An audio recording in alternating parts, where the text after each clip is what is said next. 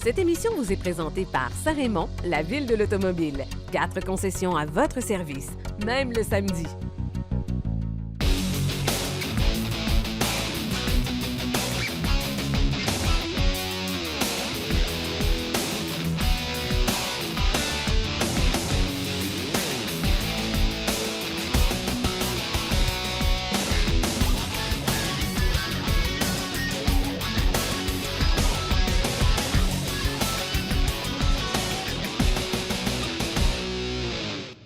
Bienvenue à Virage. Aujourd'hui, à l'émission, nous allons vous présenter 3 véhicules. Subaru Forester, tout nouveau véhicule. On va aussi vous parler du nouveau Altima de Nissan, version all-wheel drive, aussi du Murano. Nous allons répondre à vos questions. 670-9078, poste 230 ou encore virage@telmac.tv ou via notre Facebook. Nous allons aussi parler crédit avec les gens de Groupe Saillant Autocrédit. Salut, messieurs! Salut, Daniel. Comment ça va? Oui, très bien, merci. Good! Plusieurs sujets à l'émission aujourd'hui. Altima, Murano, Marc, c'est toi qui as fait l'essai.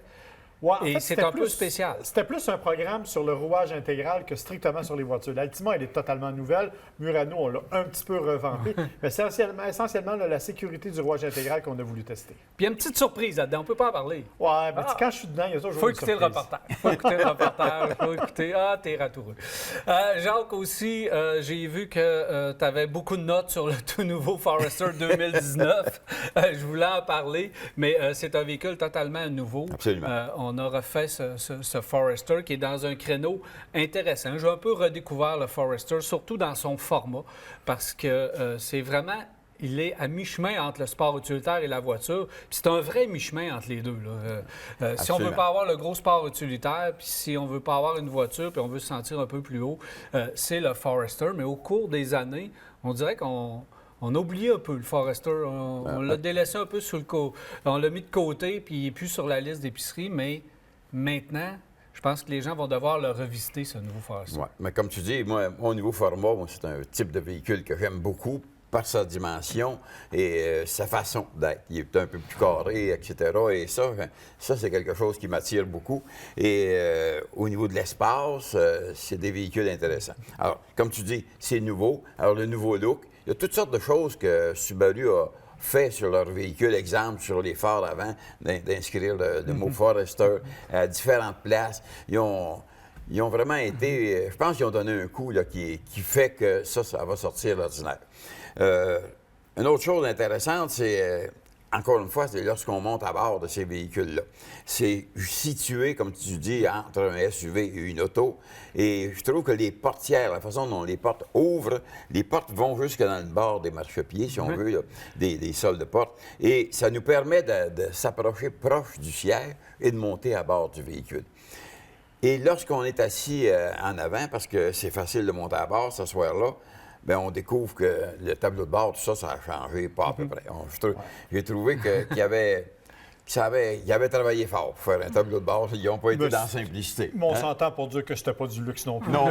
L'ancien Forester, en fait, la beauté du nouveau Forester, d'une part, c'est la plateforme. Ouais. C'est la même plateforme que les autres véhicules de Subaru, Crosstrek, Impreza, tout ça. Donc, la fameuse architecture globale, là, c'est la grande mode. Là, Toyota fait la même chose.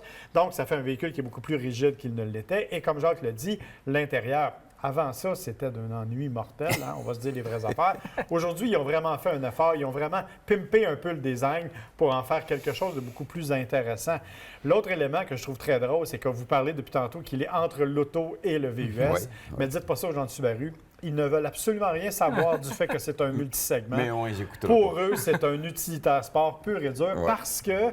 Autrement, vous avez le multisegment qui est le Outback dans la famille. Donc, ils essaient vraiment de le distinguer du Outback en le nommant l'utilitaire de la famille. Ouais. Dans mon cas, ils n'ont pas réussi. Ils ont du travail à faire. Puis je respecte ça, leur façon de voir. Je suis certain qu'ils vont respecter la mienne aussi. Mais ce que j'ai aimé, c'est ça. C'est qu'au niveau de l'intérieur, j'ai remarqué qu'on avait ajouté des cuillerettes un peu tout partout au lieu d'avoir des plastiques durs comme il y avait auparavant. Au niveau du tableau de bord, bien, j'ai encore un petit peu de difficulté à me retrouver, mais je pense bien qu'avec du temps, on peut facilement se retrouver avec toute la panoplie de boutons, de commandes qu'il y a là à l'intérieur. Alors, les sièges, j'ai trouvé des sièges confortables, mais lorsque je me suis assis en arrière, j'ai fait le saut, parce que toi, tu as définitivement la tête à côté au plafond en arrière. Si c'est ça qu'on appelle de quoi l'intérieur, genre cinéma ou Ouais, théâtre. Alors, en arrière, c'est vraiment plus haut. Alors, c'est fait pour des gens d'un plus court au niveau gabarit. Et la balance, le coffre arrière, tout ça, c'est un plancher plat qui fait que c'est facile de déposer. Tu n'es pas obligé de relever les objets, par exemple, que tu as déposés là. Tu as juste à les glisser et tu vas pouvoir les sortir facilement. Ce qui est intéressant, c'est lorsqu'on démarre le moteur. On retrouve le fameux son Boxer. Oui. Moi, j'aime ça, ce son-là. Ça me ramène à tellement d'années en arrière, lorsque Volkswagen avait les fameux moteurs à plat. Et Porsche aussi, si on veut, dans les modèles 4 cylindres. Alors, il y a un son qui est intéressant et qui se fait entendre tout le temps lorsqu'on veut accélérer. Et c'est facile de l'entendre parce que la transmission courroie qu'il y a là-dessus crée moins que, si tu veux, on sort d'ici, on veut prendre l'autoroute, il faut accélérer pour se jumeler au trafic et à la circulation. Alors, le moteur, si tu ne le retiens pas, il est tout le temps à 4000 tours pour pouvoir accélérer. Alors, à ce moment-là, au niveau programmation de la transmission, il y a du chemin à faire. Il y a d'autres compagnies qui sont beaucoup plus avancées à ce niveau-là. Je pense que Nissan est vraiment plus avancé, entre autres, à ce niveau-là. Subaru, ils ont un programme de marketing extraordinaire autour de leur voiture et on les fait passer pour des voitures extraordinaires. Dans mon cas, je trouve que c'est des bonnes voitures, là, mais c'est pas aussi extraordinaire qu'on le dit parce que dans de la compétition, il y a des voitures qui vont très bien hors route, qui vont très bien avec le système de traction intégrale, le système asymétrique. On joue beaucoup sur ce mot-là et j'en ai conduit beaucoup des Subaru. C'est quand même un véhicule très efficace au niveau du rouage intégral. Là. Le système symétrique à prise constante, c'est ce que l'appellation complète de Subaru, ça va bien. Surtout qu'on a le mode excité. Le mode excité qui est une espèce de rouage intégral plus, si tu veux, dans certaines circonstances. Ça va très, très bien et ils ont fait un bon effort. Je suis d'accord avec toi, on a donné une personnalité au véhicule Subaru et ça explique quelque chose. Les gens qui n'ont jamais conduit de Subaru ne sont pas nécessairement en amour avec au départ, mais les gens qui choisissent d'acheter une Subaru, c'est parmi les acheteurs les plus loyaux. Absolument. Quand ils sont attachés à la personnalité Subaru, ils sont encore loyaux à ça pendant des années. Oui.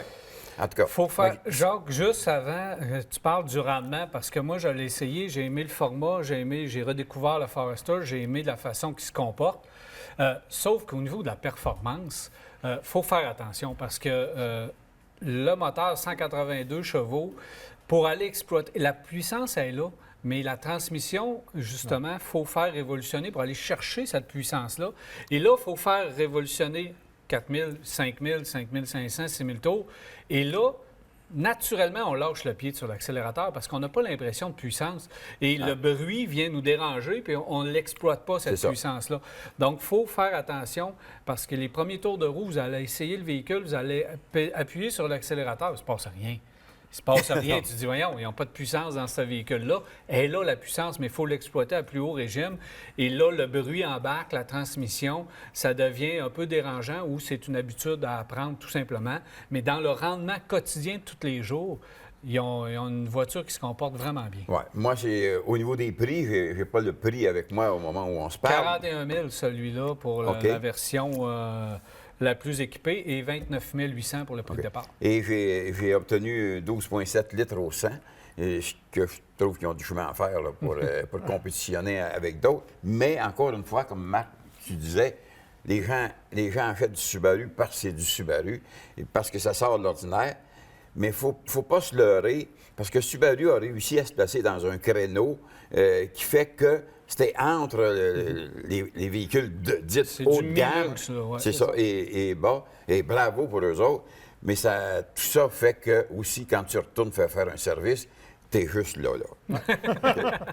Un détail, cependant, dont on n'a pas parlé, la technologie de sécurité. Depuis quelques années, Subaru mise beaucoup là-dessus. Oui. Ils ont mis dans le Forester un système qui s'appelle le Driver Focus. C'est rien de super innovateur, c'est des affaires qu'on a déjà vues, mais il y a quand même un élément intéressant qui est sur la version premier seulement, c'est le système de reconnaissance faciale. C'est un système de caméra qui fait que quand tu es trop fatigué, en plus de conduire de façon erratique, là, la caméra va détecter que tu vas avoir un regard fixe ou que les yeux vont te fermer et ils vont t'aviser comme quoi. Tu es trop fatigué. Ou tu n'es pas concentré sur la route, tu es distrait, ils vont t'inciter à t'arrêter ou à prendre. Ouais. Donc, ça, c'est intéressant. Et parce que Subaru est une marque qui était hyper conservatrice auparavant, le fait qu'il arrive avec des innovations comme ça, c'est quand même digne de mention, il faut le dire. Oui, là, EyeSight, là, ils ont tout le système de sécurité actif. Le Driver Focus, c'est vraiment la particularité de cette année sur le Forester. Mais la version de gamme à 41 000, seulement, mon cher. Ouais. Prix de départ. Et c'est ça. Et 41 000, il ne faut pas oublier, moi, je conduis actuellement la Lexus UX, là, et qui est autour de ça aussi. Et au niveau transmission, au niveau nervosité, etc., on pourra s'en reparler quand on va passer la UX. Ouais. On dirait que ça passe en avant du Forester. Là. Pas loin. Je lis entre les lignes. C'est pas le même Ça créneau donne à peu tout à près fait, ça. par exemple. Oui, c'est ça. C'est pas tout à fait la même dimension. Vous allez essayer de me trouver quelque chose, là, mais je peux vous dire que j'ai fait le même trajet avec les deux. Là. Merci, messieurs. On se retrouve un petit peu plus tard à la fin de l'émission. Alors voilà, on s'arrête pour une pause et on va revenir.